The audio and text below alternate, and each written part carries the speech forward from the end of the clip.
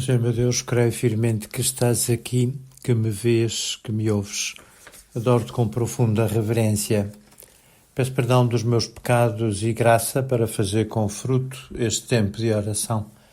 Minha Mãe Imaculada, São José, meu Pai, Senhor, anjo da minha guarda, intercedei por mim. Talvez porque já estamos a aproximar-nos do fim do ano litúrgico, o texto do Evangelho de hoje fala-nos do juízo final, do fim do mundo. O fim do mundo não é propriamente o fim de todas as coisas, nem o nosso fim, mas sim uma transformação radical da realidade, tal como nós a conhecemos, e também de nós próprios, na medida em que, nessa altura, aqueles que foram justos irão para o céu para sempre, aqueles que, pelo contrário, praticaram a iniquidade e não se arrependeram serão também eternamente condenados, e as almas do purgatório irão finalmente e definitivamente para o céu. Por isso, segundo diz São Lucas, no capítulo 17º do seu Evangelho, Nosso Senhor recordou o grande dilúvio, como sucedeu nos dias de Noé. Assim sucederá também quando vier o Filho do Homem. Comiam, bebiam, tomavam mulher e marido, até ao dia em que Noé entrou na arca e veio o dilúvio que exterminou a todos. De facto, segundo o relato bíblico, Deus castigou a iniquidade humana através daquele grande dilúvio, que de certo modo foi o dia em que Deus meteu água, em sentido literal, porque de facto quis como que limpar o mundo de toda a porcaria, de toda a iniquidade. Há já algum tempo achei curioso, talvez um bocadinho exagerado, mas numas instalações sanitárias havia um autocolismo que se chamava dilúvio. Talvez a descarga não fosse assim tão potente como aquela que a Bíblia relata, mas havia uma certa paciência, porque nos dois casos era de facto uma água que tinha por finalidade limpar a porcaria.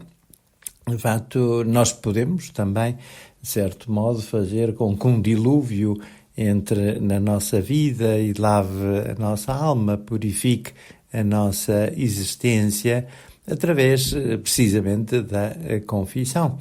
Então Deus faz com que a água viva da sua graça nos purifique, nos lave, nos regenere, nos salve e até faça desaparecer aquilo que são os nossos pecados, as nossas infidelidades.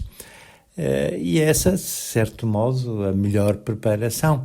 Como é que devemos aguardar o fim do mundo, que Nosso Senhor diz que chegará quando menos se espera, que vai acontecer numa altura, em que ninguém estará, ou nem todos estarão devidamente preparados para enfrentar o seu destino eterno. Sabemos que São Paulo, numa primeira carta aos Tessalonicenses, escreveu precisamente sobre isso e disse-lhes até que tinham que estar preparados. Os primeiros cristãos tinham a convicção de que o fim do mundo seria próximo e que poderia acontecer em qualquer momento.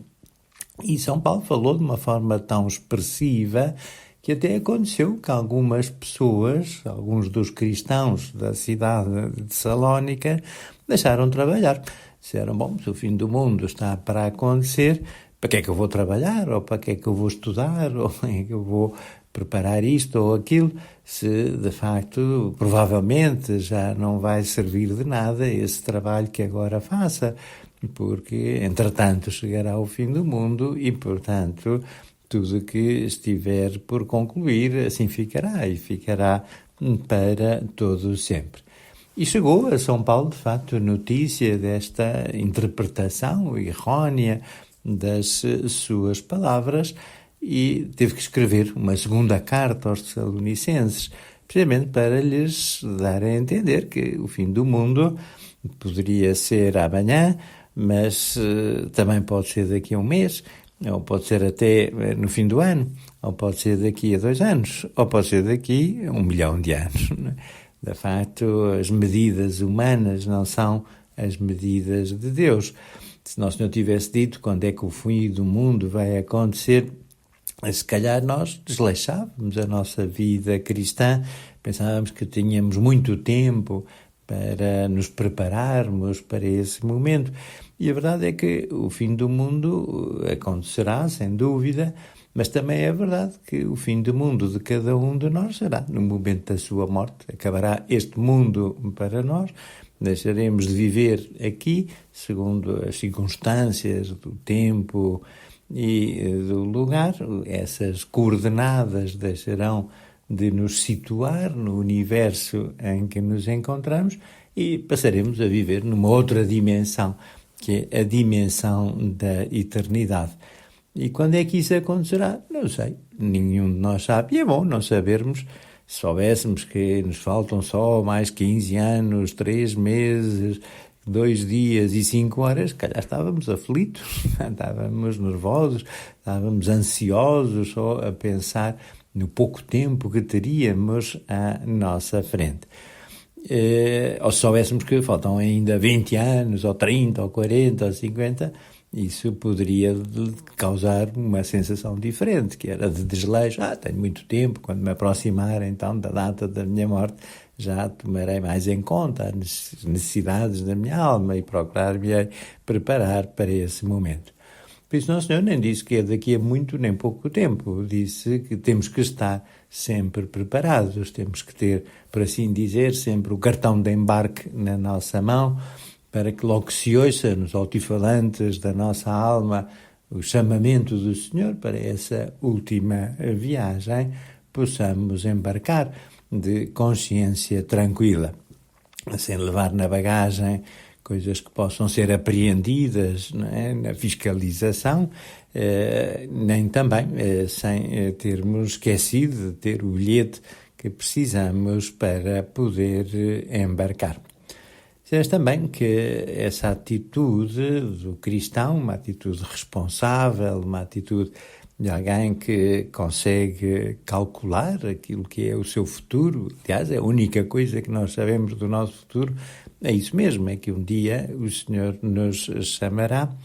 Essa atitude responsável, que para uns é talvez uma atitude de algum receio, de algum medo, de alguma apreensão, para nós cristãos não, é uma atitude alegre, não é? Finalmente vamos ao encontro do Senhor, finalmente vamos vê-lo, finalmente vamos estar com Ele, finalmente vamos conhecer o Pai, o Filho e o Espírito Santo, finalmente vamos poder estar com Nossa Senhora e com São José, finalmente vamos poder ver até o nosso anjo da guarda e todos os anjos e santos que já estão no céu. Por isso aguardamos esse dia com uma grande expectativa, com uma grande alegria. E nisso também podemos, de algum modo, aprender de Nossa Senhora.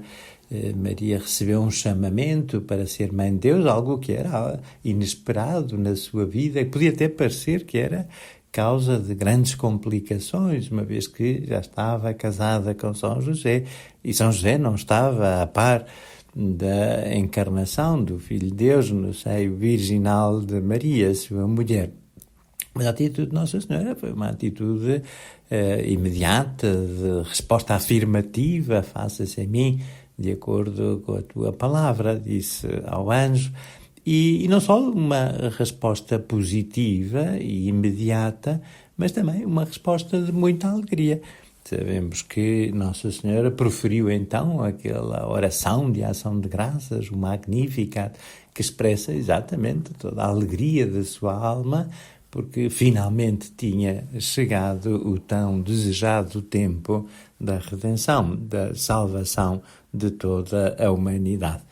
Por isso, os primeiros cristãos chamavam ao dia da morte o dia de Natal, o dia do nascimento, o dia em que efetivamente nascemos para a vida eterna.